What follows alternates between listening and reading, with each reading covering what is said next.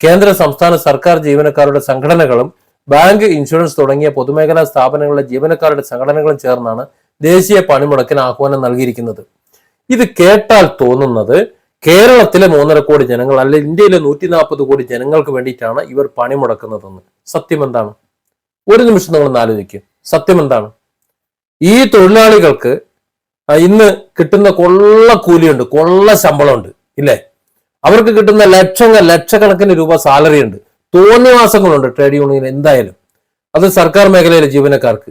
ഈ യൂണിയൻകാരെ സംബന്ധിച്ചിടത്തോളം നോക്കുകൂലിയാണ്. ഇവിടെ ഒരു പണി ചെയ്യാൻ സമ്മതിക്കില്ല. ഒരു തൊഴിലുടമയെ എന്തെങ്കിലും ഒരു തൊഴിൽ ചെയ്ത് ജീവിക്കാൻ സമ്മതിക്കില്ല. അവർക്കുള്ള സാധന സാമഗ്രികൾ കൃത്യസമയത്ത് ഇറക്കി കൊടുക്കാൻ സമ്മതിക്കില്ല.